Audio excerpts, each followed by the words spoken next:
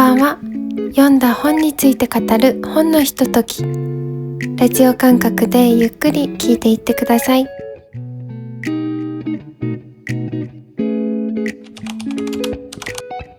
今回は以前購入本で紹介した町田園子さんの作品と、最近また買ってしまいました同じく町田園子さんの新刊を2冊ご紹介したいと思います。まず1冊目は星を救うです。この本は2021年に単行本、そして今年の9月に文庫本が出版されています。文庫本は結構最近だったんですね。今回の作品は読んでいて、最初結構苦しくて、中盤もまだ苦しかったんですけど、最後に向かうにつれて、母の愛や母子の関係性など心を揺さぶられました。私も娘なので、母子の物語は割と手に取るジャンルなんですが、結構ね、来るものがありましたね。娘を置いて出た母親の視点と、そんな母を見る娘の視点、すれ違ってきた思いに胸が詰まる思いでした。最後には主人公の自立への光も見えるんですが、全体を通してちょっと暗め重めのお話だったので、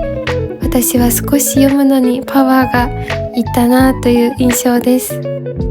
この作品は娘の立場である人やお子さんのいる親御さんは、母子の関係のあり方や難しさ、そして子供にこうなってほしいとかこうしてほしいという思いが時に子供を縛ってしまうことがあることを感じるかもしれません。ここであらすじを紹介します。夫の DV と金の無心を受けていた千鶴は、賞金を目当てにあるラジオ番組に夏の思い出を投稿したところ、一人の女性と出会い、幼い頃自分を捨てた母親聖子と22年ぶりに再会します。記憶にある母とは性格も服装も違っていて、さらに認知症が進行していて、どんどん変わっていく母親に戸惑いながらも、夫から逃げるためにさざめきハイツで母親と他3人の女性との共同生活を始めます。自分たちの一歩を踏み出す、そんなすれ違う母と娘の長編小説となっています。著者の町田さんは今作についてのインタビューで、人に自分の人生の責任とか決定権とか、そういうものを預けっぱなしにして、私なんてって自分を貶めてきた女性が、自分の意思で人生の一歩を踏み出す瞬間が書きたかったとおっしゃっていました。誰かのせいにするって楽なんですよね。親がこう言ったからこうしてきたのにとか、あの時こうしてくれなかったからとか、自分が変わったり一歩を踏み出すって本当にとても大変だから、誰かのせいにしてだから仕方ないって思いたいところがあるんですよね。で、今作の主人公の千鶴も母に捨てられたということが劣等感を生んで、どうせ自分はとか、あの時違ってたなという考え方が染みついてしまっていて、ひねくれたり卑屈になったりしているんです。正しい愛を知らないのも、DV を受けるのも、外に出られないのも、お金に苦しんでるのも、もう全部母のせいだって思っているんです。いつまでも母を理由にして自分の道を進めずにいる、幼さというか幼稚さがあるなぁと少し感じてしまいました。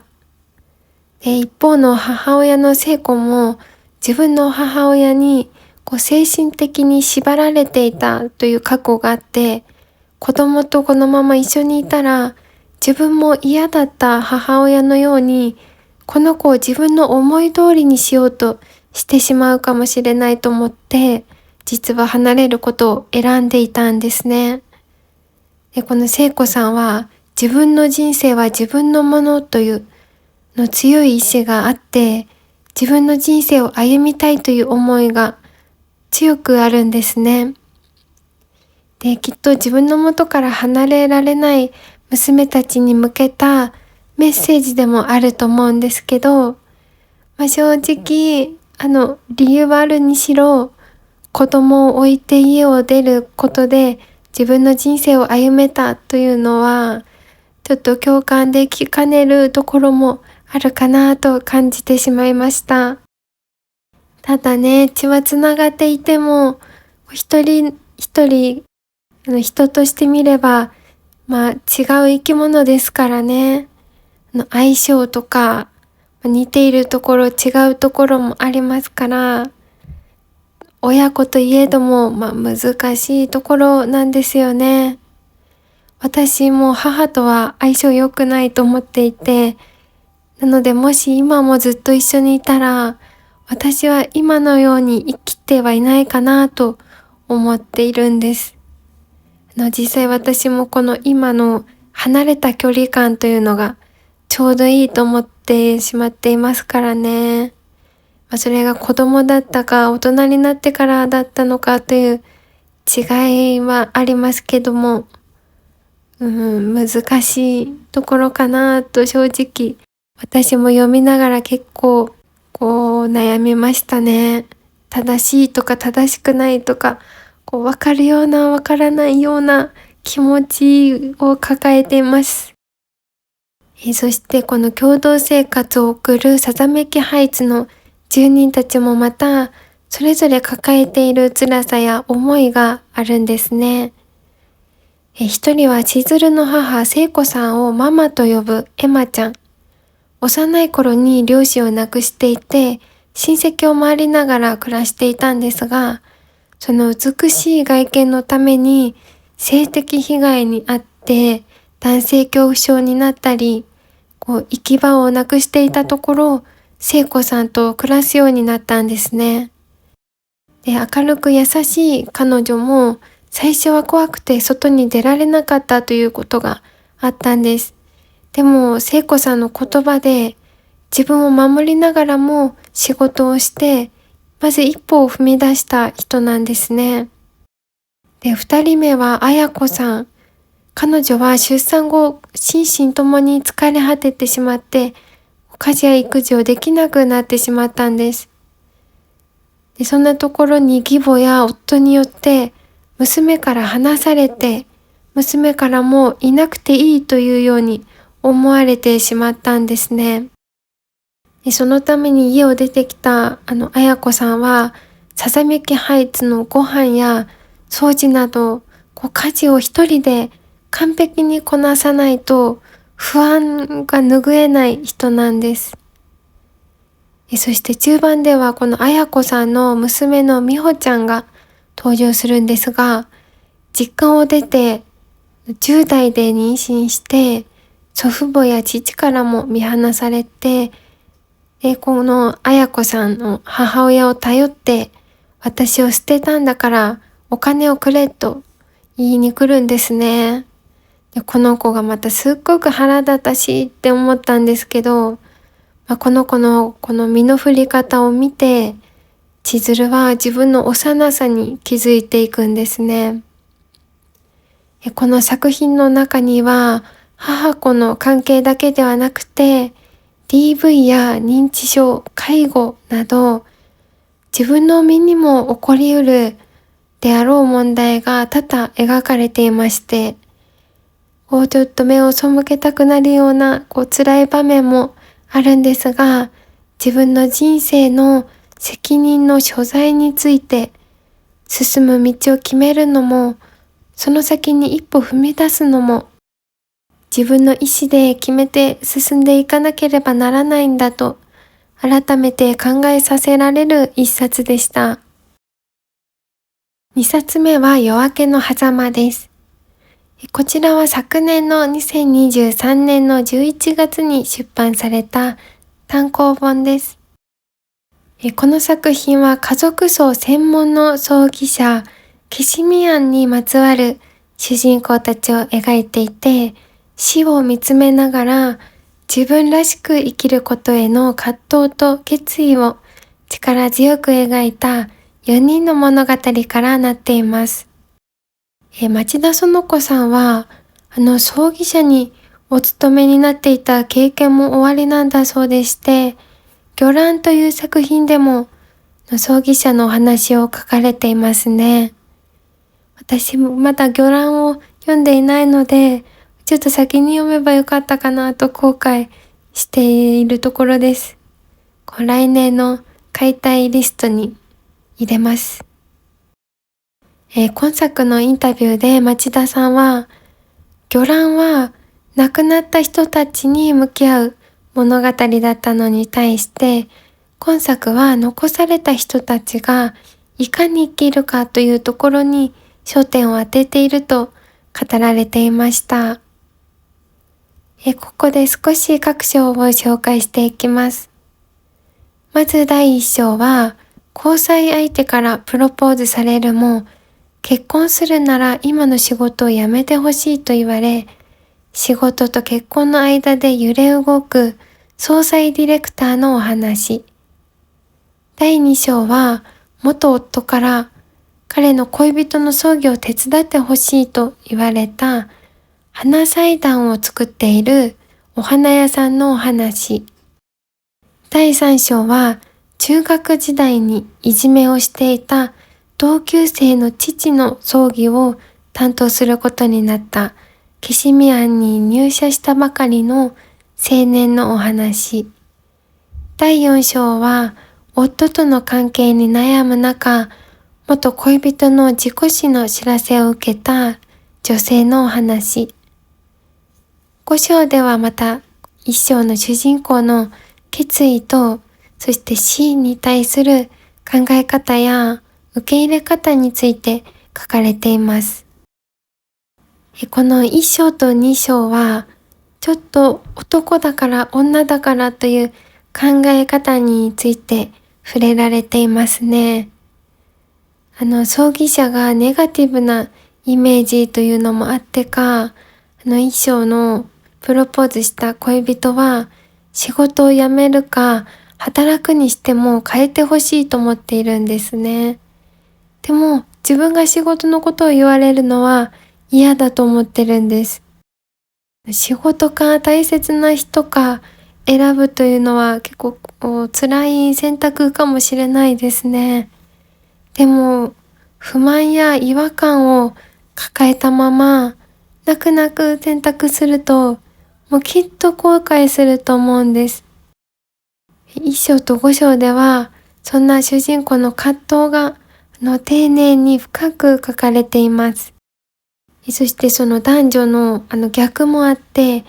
2章なんですが、こちらは男なんだから夫なんだからそれぐらいやって当然でしょという考え方が書かれているんですね。作中には自分の中のそれくらいを相手に押し付けちゃダメだよ。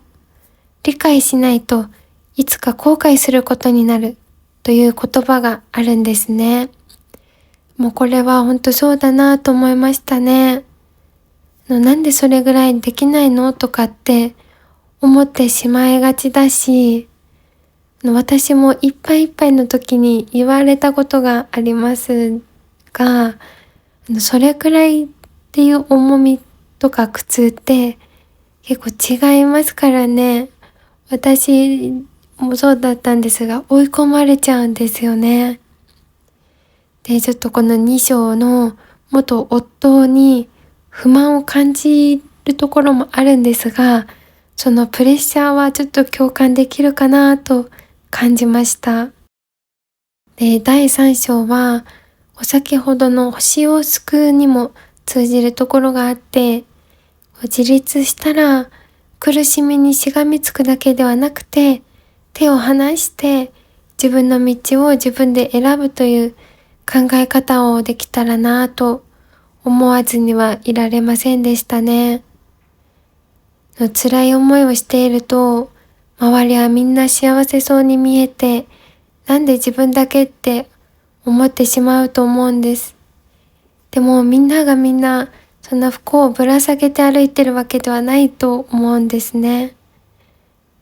抱えているけれど、手放そうと努力していたり、その方法を探してたり、そういう人たちがいることも見えなくなってしまうと思うんです。もちろん誰かと比べてみんな頑張っているから頑張らなきゃと思うことはないんですけど、周りが見えないと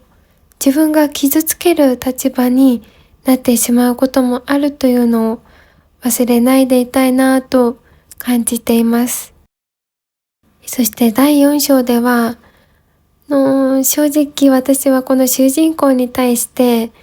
自分の素直な気持ちを伝えず、表では応援している風なのに、裏で勝手に期待して裏切られた気になっている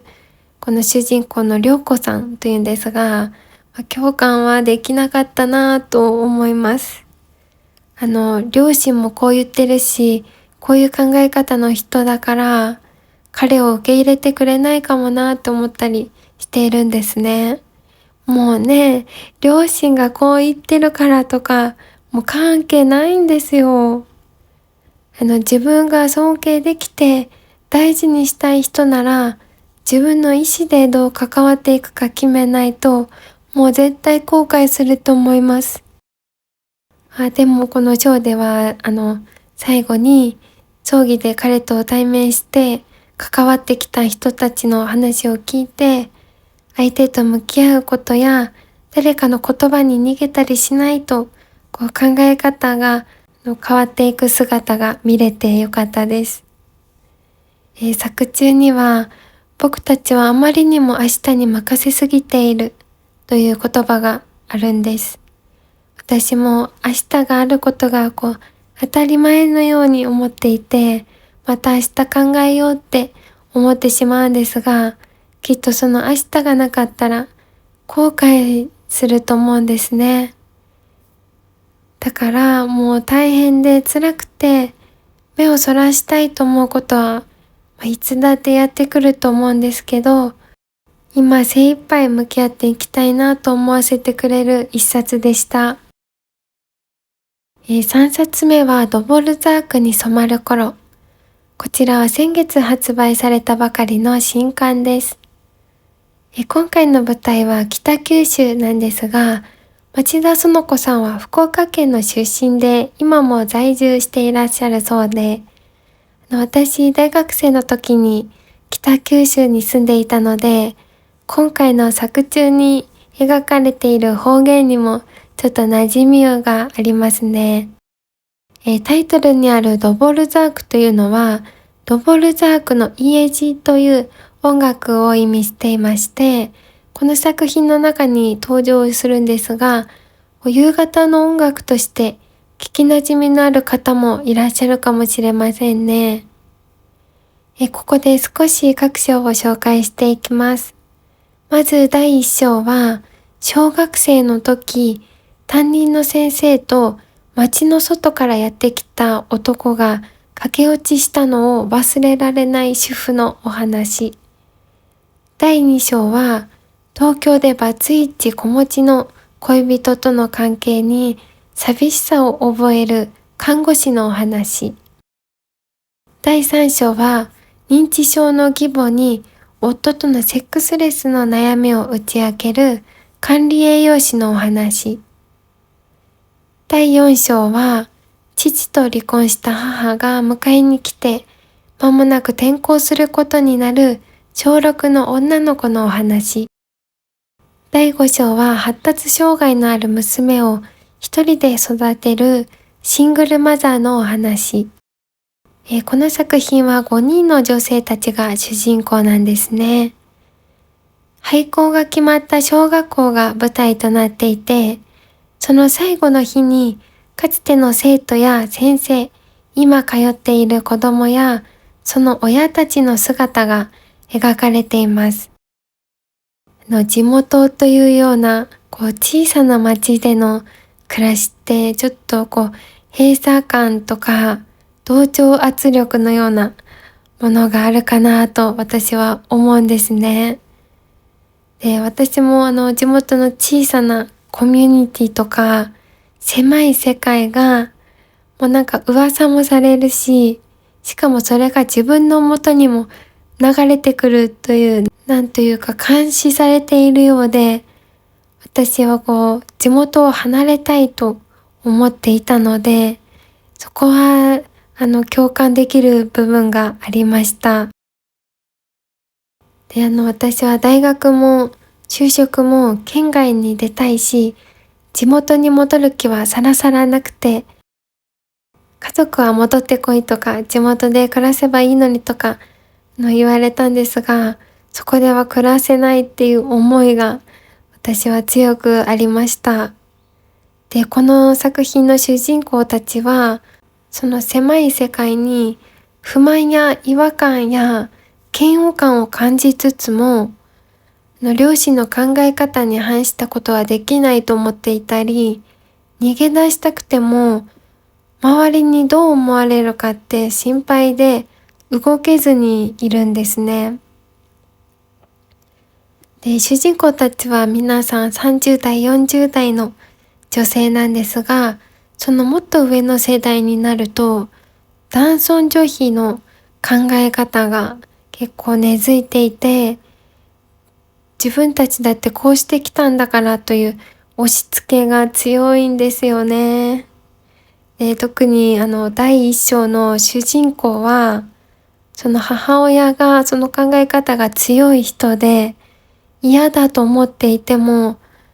反発できなくて、女はこうあるべきの中で生きてきているんですね。だけど本当は逃げ出したい、誰かに連れ出してほしいと思っているんです。私はね、この第一章の主人公にちょっと最後まで共感も同情もできませんでした。どこまでも自分の人生を他人任せにしていて、自分の意思で決めてこなかったんだなって感じてしまいました。もちろん地元や田舎に住むということが悪いとか、そこに住んでいる人がどうこうと言いたいわけではないんです。ただ自分で選んで納得して後悔なく生きられたらいいなと思うんです。でももしそうじゃなくて、しかも一人ではなくて家族とか子供とかの問題であるのなら、作中の第3章にもあるんですけど、まずは率直な思いを話し合った上で、それでも分かり合えないなら選択をすることはできるんじゃないかなと思うんです。この作品の中では特に5章の主人公はちょっと応援したいし、きっとこれから前向きに進んでいくんだろうなと思わされてよかったです。この作品は駆け落ちや不倫、そして浮気、男尊女卑といった内容で薄暗い雰囲気かなと思います。今回町田園子さんの作品もいくつか読んでみまして、前作の私の知る花や他の作品と比べても個人的にはあまり好みではなかったです。ただ女性の中にあるくすぶっている思いとか結婚子育てと自分だけでは決められないことへの葛藤といった女性の心情が丁寧に描かれているなぁと感じました。そして自分の人生や置かれた状況への不満を抱いて生きている人たちに戦ってみて前向きに生きてみてというメッセージも伝わってくると感じた一冊です。4冊目はコンビニ兄弟4です。こちらはシリーズの最新刊ですね。いやー、待ちに待った続編。といっても3回目はまだ1年しか経っていないんですけど、このシリーズは町田園子さんの作品の中でも結構異色だと思うんですね。まだ他の作品も4冊しか読めていませんが、今回ご紹介した本の後にこの新刊を読んだんですが、もうちょっと重くなっていた気持ちが復活しました。このシリーズね、結構緩いんですよ。そして一冊一冊も量が多くないので、さらっと読めるし、一つ一つにうるっときたり、しみじみと感じたりして、最後には優しい気持ちで読み終えられるんです。このシリーズは先ほどと同様に、北九州が舞台で、門司港が登場しているんですね。私も初めて北九州に引っ越した時、真っ先に門司港に行ってきました。門司港レトロというのがあって、レトロな建物とか、夜景も綺麗なんですよね。写真とか見てみたんですが、懐かしくなってきて、よく博多に遊びに行った帰りに、電車を寝過ごして、門司港まで行ってしまったことも思い出しました。でも夜景が綺麗すぎて、